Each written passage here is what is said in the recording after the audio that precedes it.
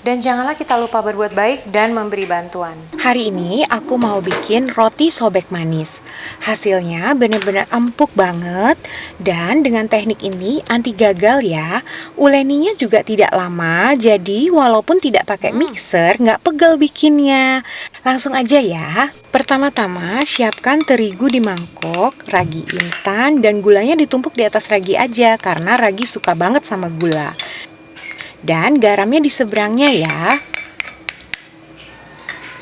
Aduk rata semuanya hingga menyatu dengan baik.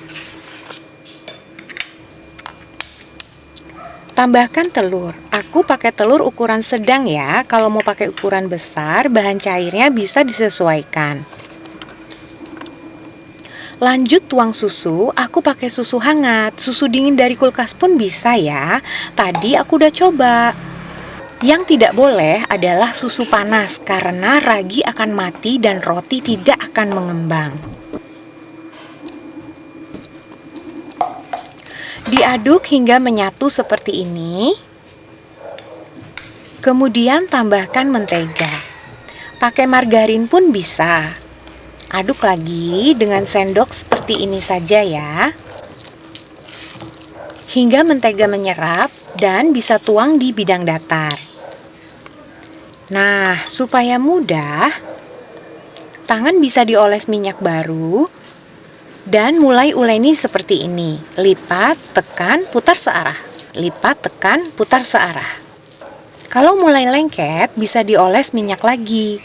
Tidak perlu terlalu berlebihan, hanya untuk memudahkan menguleni saja. Bisa juga dengan teknik seperti ini, ambil di tempat yang sama, lemparnya tidak terlalu keras, lipat, dan seterusnya. Setelah 5 menit, adonan akan terasa lembut ya. Minyak masih tersisa, jadi tidak harus dipakai semuanya. Sekarang bisa tabur sedikit saja tepung dan uleni lembut beberapa kali seperti ini. Hasilnya, adonan yang bagus ketika ditekan dengan jari akan naik kembali secara perlahan.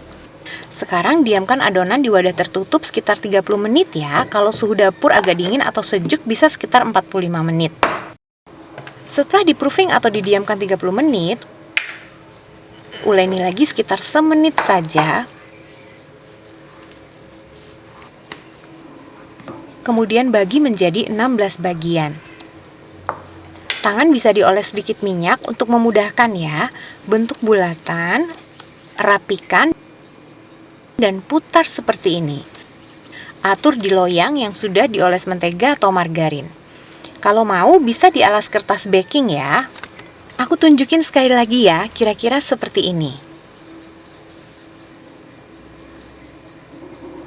Dan ketika diatur di loyang, boleh agak bersentuhan sedikit saja, tidak terlalu menempel karena adonan akan mengembang. Setelah semua selesai, bisa ditutup serbet bersih, diamkan lagi sekitar 30 menit. Kalau suhu sejuk 45 menit ya.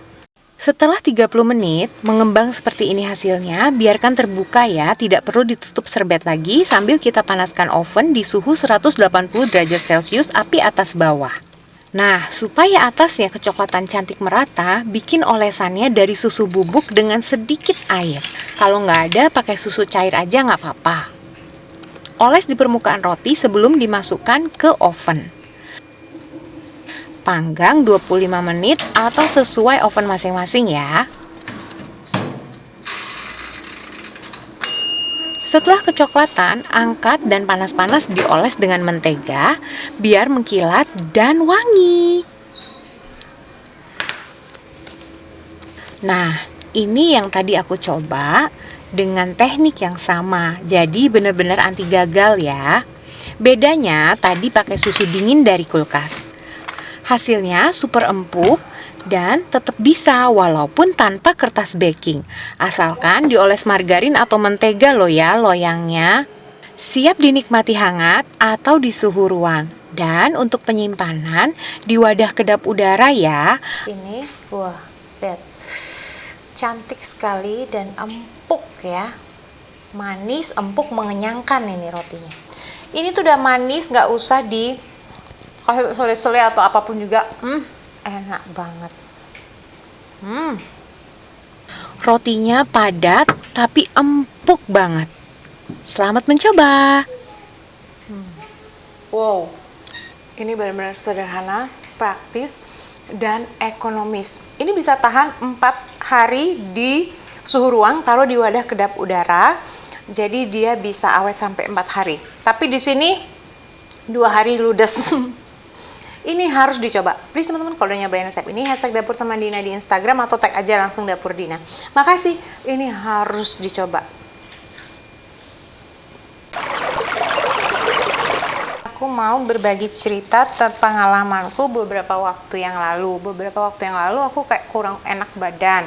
Perutku kayak nggak enak gitu, kayak mual banget rasanya, itu ke kepala juga, jadi ngefeknya tuh ke kepalaku juga, jadi antara sakit kepala dan sakit perut kayak nyampur gitu loh. Nah akhirnya aku minta sama suamiku, "Pak, anterin aku jalan-jalan yuk, muter-muter di sekitar sini aja, aku nggak enak rasanya kok di rumah tuh malah tambah nggak enak gitu loh kayaknya." Akhirnya ya suamiku ajaklah jalan-jalan muter-muter gitu kan. Di jalan itu sambil aku lihat-lihat ya kan, hirup udara segar juga, aku sambil memikirkan yang baik, memperkatakan yang baik, aku pikir positif lah kayak gitu. Aku mau merasa lebih baik gitu. Tapi kok rasanya tetap nggak enak. Sampai kita tuh pas lewat bypass. Pas kita lewat bypass itu, aku tuh ngerasa kok kepalaku kayak ringan banget. Terus perutku juga udah enakan. Aku langsung, "Pak, yuk kita pulang yuk, aku udah enakan nih," gitu. Suamiku, puji Tuhan, kalau udah enakan ya udah kita pulang balik. Ketika mau balik tuh di perjalanan tuh aku kok keinget mamaku ya. "Pak, kita mampir rumah nininya yuk," mampir ke tempat mamaku. Terus kita mampir ke tempat mamaku, aku langsung masuk gitu. Aku cari mamaku di mana nih, ternyata mamaku lagi di kamar. Mamaku di kamar tuh menangis gitu loh, dia ada tisu yang dia kayak nangis tuh. "Loh, Mama kenapa, Ma?" Aku kan ikut sedih, kaget juga itu, mamaku sendirian di kamar nangis. "Mama kenapa, Ma?" Mamaku cerita, dia tuh kayak lihat aku kayak senang gitu, kayak tadi Mama kepikiran, tadi kan Mama doa, soalnya tadi Mama telepon katanya aku nggak angkat telepon karena aku lagi nggak enak rasanya, perutku sama kepalaku nggak enak. Mama telepon katanya kamu lagi nggak enak rasanya, Mama sedih, yang Mama bisa lakukan cuma berdoa buat kamu," kayak gitu. Terus saat itu tuh aku merasa, puji Tuhan, aku teringat, apakah waktu aku di bypass itu ya, yang ketika tiba-tiba kepalaku ringan, ketika perutku tiba-tiba enak, apakah itu karena doa Mama? Aku bersyukur ya, Tuhanlah yang menjawab doa, memang benar. Tapi aku sangat diingatkan, aku belajar dari mamaku, "Ayolah Dina, siapa yang kamu doakan hari ini? Kamu berdoa untuk siapa? Untuk teman, kerabat, kenalan, siapapun itu." Pernah memang aku tiba-tiba kayak gitu loh, pas lagi aku masak, atau pas aku lagi nyiram, kayak gitu, tiba-tiba terbersit, kok aku kepikiran si ini ya, kepikiran si ini. Saat itu, aku belajar bahwa itulah saat yang terbaik untuk berdoa untuk seseorang yang ada Tuhan taruh dalam hatiku. Jadi aku sangat terberkati sama mamaku dan aku belajar bahwa it is good, bagus kita berdoa untuk seseorang, untuk siapapun yang Tuhan taruh dalam hati dan pikiran kita, untuk lingkungan, untuk komunitas tempat kita berada. Segitu aja teman-teman sharingku hari ini. Semoga teman-teman juga terberkati, kita saling menopang satu dengan yang lain, kita saling mendoakan, kita saling menyemangati. Ingat selalu, rendah diri, jangan rendah hati, harus.